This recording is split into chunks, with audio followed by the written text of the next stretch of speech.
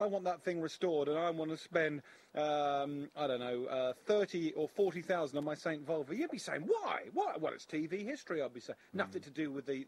Do you see what we're getting at? I see where you're coming from, Alex, but I think at the end of the day, we all have to have pieces of history to remind us of our past. I've always felt that we can only be a better generation moving forward if we remember where we come from. Tommy Cooper's fez would be of more interest to people in Britain than that old Eric boat. Morecambe's glasses. Exactly. Preserved them. Take, for instance, though, the marvellous Spinnaker Town. It is magnificent. I've been up it 2 or 3 times, and it's absolutely wonderful. But when they were looking for an idea as to how to mark the millennium, I always felt they should have restored the Guildhall to its original condition, i.e. put the dome back on the tower, which was destroyed in World War II as a reminder of one of the worst conflicts in the 20th century and something that should never be allowed to happen again.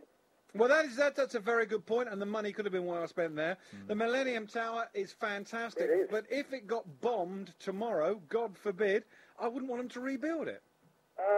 Well, again, it would be a question where the money comes from, Alex, and I think we've got to wait and see where the money's coming from with the Cutty Sark, if indeed it's restorable. As I say, I've not seen the TV pictures. So. Have you ever been to the Cutty Sark? Yes, I have. Yeah, number of times. Well, you've got to remember that Who goes a number of times? Jeff is a naval. He's a naval man. No, he's not. He drives a forklift in the docks. I've got a great love of shipping history. Always have had, and that's not just the Cutty Sark. Right next door to that, you've got the Greenwich Maritime Museum, and there's some. If you're home of time itself. Interest in naval history, it's a marvellous. How many times have you been to the Cutty Sark? I've been to Cutty Sark 3 times. First time when I was a school kid, I went with my mum, and I've been back 2 or 3 times since then. Because like the Victory, they're always renovating it, always updating it. I mean, spending our money on it. No, the Victory should be exactly the same now as it was in 1969, as it was in 1941. If it's meant to be original, they shouldn't be putting a sunroof in and putting in CD players. Well, indeed. I mean, the Victory is still appearance-wise, it is still in its original condition. But believe you me, there's very, very little of the original Victory left now. Jeff, that's why it's still standing. Jeff, while we've got an acknowledged now, a clear expert on the Cutty Sark, apart from being quite quick with the tea, what else was it? I mean, I got a Goblin teas made in the back of the cupboard somewhere that I thought was much quicker than the tea and having to go downstairs and make a cup. But I don't want it preserved, and I don't want a load of public money spent. What else was the Cutty Sark famous for? That was its claim to fame. In those days, there were many, many sailing ships plying the routes to East India route, to bring tea to this country. It just went out in strong winds. The Cutty Sark was basically the first, if you like, of the ocean greyhounds. Many years later, of course, we had the ocean liners vying for the blue ribbon, but the Cutty Sark was the first of them, and that's her main claim to fame, of course, and that was what... That's it. That's what a lot, so isn't it was quick, now it wouldn't be quick. I don't see what the big deal is. Hi, Irene in Ferrum. Yes, now I've just got the encyclopedia to read about the Cutty Sark. Because you don't know anything about it already, of course, because you're not interested. Listen, it's the only survivor of the British tea clippers, launched in 1869, and we know it's not even that old. Yeah, 1869, and the name comes from a poem by Robert Burns, which tells of a Scottish farmer who was chased by the young witch Nanny, and the figurehead is represented of the witch with her arm outstretched to catch the tail of the farmer's grey mare on which he was escaped. Typical. This is Scotland. Scottish government, Scottish blinking... And there's a bit more. If you've got to read about clippers, you've got to see clippers. I'd rather read about Clippies. Irene, so would I. Thank you, Irene. Isn't it typical? We got a Scots Prime Minister. I mean, Blair went to Scotland in Edinburgh. We've got these... Gordon Brown taking over the country. Rod Stewart thinks he's Scottish. Anything to do with Scotland, they throw money at it. Hi, who's that? It's Jane, Alex. Hello, Jane. Oh, the Cutty Shark.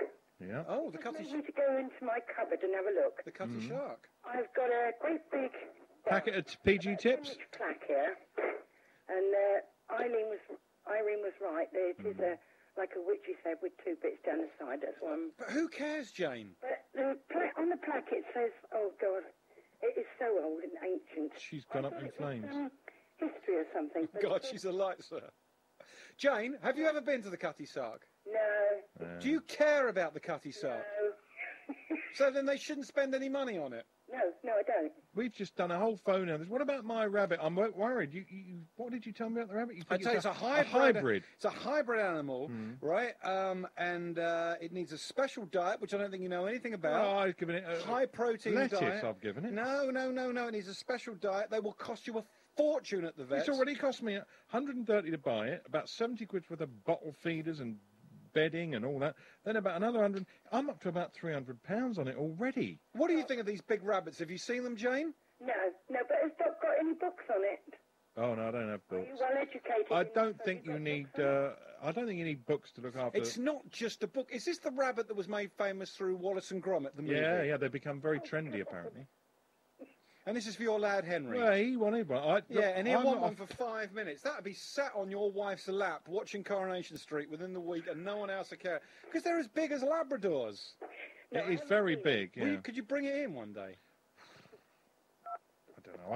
I don't think they travel well. yourself off. They don't seem to like. They don't move very well because they're so big, and I'm not sure it'd be very. It seemed very nervous. The animal. I'm not sure it would suit. Being brought into a radio studio. Well, I think maybe you should think about bringing it in. All right, let's go now to Annette. Hello, Annette. Hello there. I've got to tell you about the Cutty Sark. Well, I'd rather talk about the Doc's Big Rabbit, but go ahead. I'll tell you why she's important, because she was presented to Greenwich as part of a tribute to the merchant seamen who lost their lives in the World Wars. And that is very noble that those guys fought for us in the World Wars, but putting the Cutty Sark down there is not going to bring them back. You could build a nice monument for them. That's the thing you've ever said. What? That about, it's very nice, the merchant seamen. That is so patronising. Yeah, but that is. For goodwill. Listen. The fact that it's on a piece of prime land that's ready for development could have something to do possibly with why it's burnt down, like most of the things on the Isle of Dogs, when they wanted to put Canary Wharf there.